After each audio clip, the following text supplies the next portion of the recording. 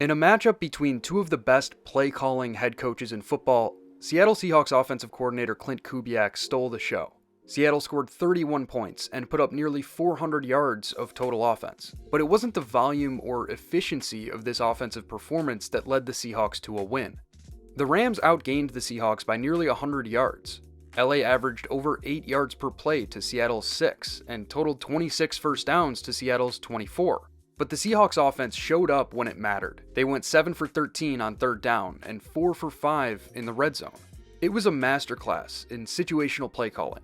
But before I get into Kubiak's calls, let me share a word from today's sponsor. Today's video is brought to you by Manscaped, the men's grooming brand trusted by over 12 million men worldwide. Manscaped sent me their latest product, the Lawnmower 5.0 Ultra, in the new Desert Sand colorway, which is a special edition trimmer that pairs rugged style with precision and performance. The Lawnmower 5.0 Ultra comes with two different blades, one trimmer blade and one foil blade, both made with next-gen skin-safe technology.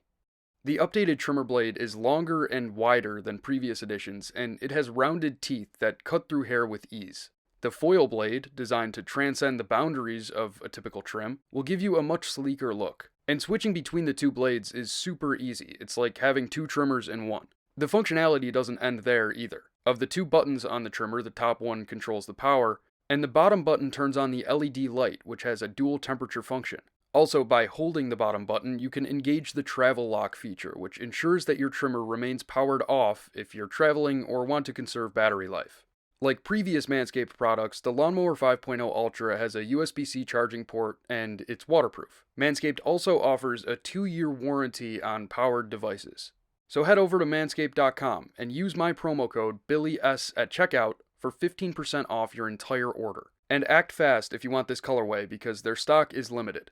So again, that's BILLYS at checkout for 15% off. And a big thank you to Manscaped for sponsoring today's video.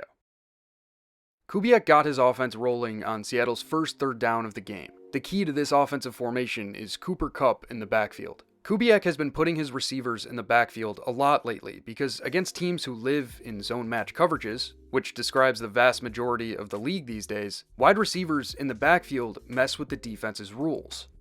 Back in Week 16, Seattle ripped off a big gain from a very similar pre-snap look. Instead of Kupp, it's Jaxon Smith-Njigba going in motion into the backfield, which gets him isolated against the nickel. The concept calls for JSN to run a choice route, which allows him to break based on the post-snap leverage of the nickel. The nickel maintains outside leverage through the stem of the route, so JSN breaks it inside and gets 20 yards. Notice how the weak side safety, Cameron Kitchens, played this route. His assignment in this quarters call is to offer vertical support to the nickel, but he's too deep to make a play on the ball when JSN is targeted. Kitchens was not going to let this happen again, so when Seattle showed him the same look 2 months later, he executed his assignment much more aggressively. Notice how Kitchens stays shallow to prepare for an inside break from Kupp, but Kupp was only a decoy. That backfield alignment pulled Kitchens down toward the line of scrimmage, leaving Rashid Shaheed with a clean one-on-one matchup out wide. Shaheed stacks Darius Williams on a go route, and Sam Darnold hits him in stride to pick up 51 yards on Seattle's first third down of the game. On the very next play, Klint Kubiak went after Darius Williams again. The call is a wide zone run to the left, with an alert smokescreen option for JSN out wide. Sam Darnold sees Darius Williams lined up way off the ball pre-snap and gets it out to JSN on time. When Kubiak calls a play that results in a defender missing their assignment, he loves to go right back at that defender on the following play. He did it again on Seattle's second drive of the game. Here, the call is wide zone to the strong side with motion at the snap. And look at the block by the man in motion, A.J. Barner, on the strong side defensive end, Desjuan Johnson. When Johnson lines up for the next snap, he's thinking, I am not about to get pancaked on back-to-back plays. You can see it when he takes on the block at the point of attack. He knocks Barner back with a solid strike to his chest, but Barner is not lead blocking this time. Johnson's forward momentum pulls him right out of the play as Barner gets to the flat for an easy 6-yard completion. Kubiak also evidently made an effort to install plays during the week that would exploit LA's defensive tendencies. For example, LA loves to call quarters in the high red zone. When the offense has the ball between the 10 and 20 yard line of Rams territory, the Rams call quarters at by far the highest rate in the league. And when Kubiak's offense got down into the high red zone, he called some awesome quarters coverage beaters. The first one was on this first down from the Rams' 14 yard line. LA shows a quarter shell pre-snap with a sort of umbrella look in the secondary. There are 2 deep safeties, and the wide corners are lined up about 8 yards off the ball. One of the best ways to attack quarters coverages is with a concept known as scissors. It calls for a post route from the number 1 on the outside, and a corner route from the number 2. The apex defender responsible for the number 2 is typically coached to pass that route off to the safety. But the wide corner is also playing with outside leverage, assuming that he has inside help from that same safety. So it puts the safety into a bind. If he stays inside to cover the post, the number 2 on the corner route will get open. If he breaks with the corner, the number 1 on the post will get open. Now, LA knows that scissors is a call to which they're vulnerable from quarters, so they don't coach the apex defender to pass the corner route off. Instead, that apex mans up on the number 2 with outside leverage, which should take any sort of outside breaking route away. When JSN appears to break toward the pylon, the apex defender, Quentin Lake, has great positioning. But this is not a scissors concept, because JSN is not running a corner route. It was designed to look like scissors, but it's really another quarters beater called Mills, which puts a high-low stretch on the safety. When JSN reaches the depth of the safety, he breaks back inside for easy separation from Quentin Lake. Darnold is a tick late and a few feet high with this throw, otherwise it would have been a touchdown. But Kubiak had another great quarters beater up his sleeve.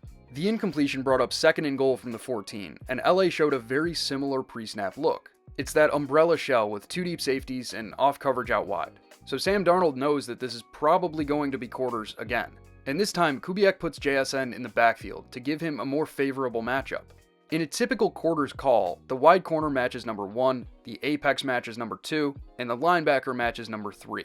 Usually that number 3 receiver is a running back or a tight end, and from the backfield that route is very rarely going vertical. If it does go vertical, the linebacker is coached to pass the route off to the secondary. But when Rams linebacker Nate Landman tries to pass this corner route off, there's nobody there to help. That's because Rashid Shaheed ran the post from the number 1 spot, occupying both the wide corner and the strong side safety. This is a scissors concept, a quarters beating staple, but one that the Rams couldn't plan for because JSN's corner route came from the backfield. JSN had run 12 total routes from the backfield this season going into championship weekend. Only one of them was a corner route, but that route was not matched with the concept you see here. This was the first time Seattle ran this play all season, and it got LA to blow the coverage. One aspect of game preparation that is so important but tends to get overlooked is self-scouting. As the season goes on, defenses are going to look for ways to exploit the weaknesses of their opponents. And in the dropback game, this Seahawks offense has no bigger weakness than cover 2 calls from opposing defenses. During the regular season, against cover 2, Sam Darnold ranked 24th of 34 qualifiers in completion percentage, 31st in yards per pass attempt, and 33rd in passer rating. He threw 0 touchdowns to 3 interceptions, and 2 of those picks came against the Rams. He threw 1 pick against a cover 2 call in week 11 against LA, and another one in week 16. So it was no surprise that LA leaned into those cover 2 calls in this NFC Championship game, but Klint Kubiak came prepared.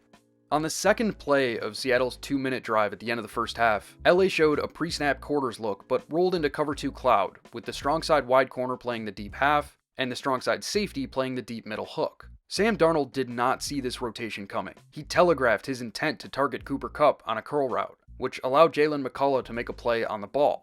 He almost threw a pick, so Kubiak knew that LA would likely go right back to the same coverage structure on the very next play. Again, LA disguises their coverage pre-snap. Everything about this looks like man coverage. You've got man alignment across the formation, and Cooper Kupp is followed by Quentin Lake when he goes in motion. But this time, Kubiak and Darnold are not misled by the disguise. The concept tells Kupp to run a vertical, which pulls the deep half safety away from the middle of the field on that side. On the other side, Rashid Shaheed runs a deep dig, which keeps the other safety away from the middle of the field, and holds the middle linebacker down. That opens up tons of space for JSN on a corner post coming from the strong side number 2 spot, which should get him free in between the 2 safeties. As Kubiak expected, the Rams roll into Tampa 2 post-snap, and the ball is a tick late, but JSN makes an incredible play at the catch point, surviving the hit and giving his offense a gain of 42 yards. Jake Bobo's 17-yard touchdown 2 drives later came on the same route against a very similar coverage. It's a 2-deep fire zone that tells the weak side wide corner to blitz, the weak side safety to rotate down into the flat, the strong side safety to play the deep half to the weak side, and the strong side wide corner to play the deep half to the strong side. Post-snap, Kenneth Walker does an awesome job of picking up the blitz, and Jake Bobo creates enough separation on his corner post to allow Sam Darnold to fit it in for a huge touchdown after the turnover. And the aggressiveness with which Kubiak called plays at the end of this game was perhaps more impactful than anything I've talked about so far. Seattle started their final drive of the game from their own 6-yard line, up 4 points. And the Rams were moving the ball at will, so giving it back to them could have been a disaster. Most coaches in this situation would run the ball twice, then pass on 3rd down. But Kubiak wanted to end the game in victory formation, so he called play action 4 times on this final drive. The Seahawks did not run the ball on back-to-back plays until the Rams were out of timeouts. The courage that Kubiak displayed as the clock wound down, as a guy who's never called plays on a stage this big, is remarkable. It's the kind of confidence you want in a head coach. It's possible Kubiak is back in Seattle next year because the teams with head coaching vacancies will probably look to fill them this week before Seattle's season is over, but he won't be calling plays for the Seahawks for much longer. Under Kubiak, Sam Darnold became one of the league's most efficient passers. JSN became one of the league's most productive receivers. Seattle's offensive line is far better this year than it was last year. And this was his first year with the job. The responsibilities of a head coach extend far beyond X's and O's, so you can't really bank on any great play caller succeeding in the top job. But Kubiak has shown more than enough to deserve a shot at it. If any vacancies remain after the Super Bowl, it would shock me if he doesn't fill one. Thank you guys so much for watching this week's video. If you enjoyed, please hit that subscribe button to get us over 55,000. It's free, and it's the best thing you can do to help me continue making these videos. But that's all I've got for today, so until next time, take care.